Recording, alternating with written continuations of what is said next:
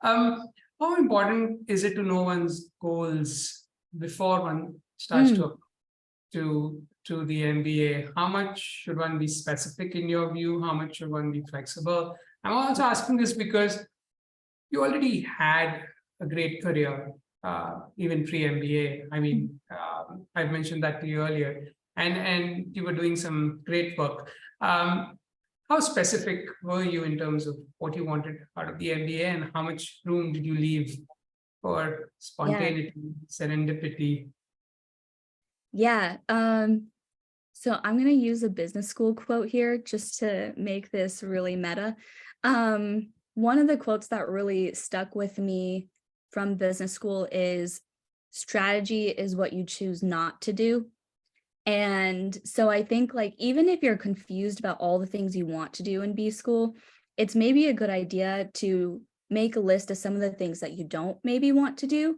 So for me, for instance, I knew that I had done like a lot of dance in college. I had done a lot of like affinity clubs in college. And I was like, okay, I want some other experiences in at Wharton. So I knew that I wasn't going to join some of those things. And then I also had some hypotheses for what I wanted to test. So, I think hypothesis is a good word because it means it's a flexible plan, right? You can evolve it as you go, but I would say like, okay, like for one semester, I want to try being really involved in the startup community and like see how that goes. For one semester, I want to take like really challenging classes. And I did do that and it was like very hard, but it was like, okay, I tested that out too, you know?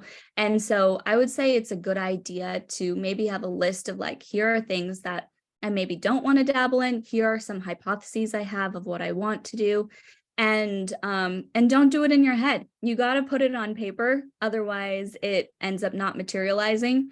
And I put a cal invite for myself once a month to revisit that, and that really helped me to stay on track and be like, oh yeah, let me adjust this or let me change this, because it just flies by. And there's so many people that I do know who say that they like they weren't very intentional with their goals and they like don't know where the first year went. And I'm like, the whole first year, that's like half the experience, right? So it's good to be intentional. And I would say like make some fail safes for yourself where you're like, I have to revisit it at this milestone to see if I'm on track or if I want to adjust it. And it's okay for it to be adjusted. But just be intentional about it.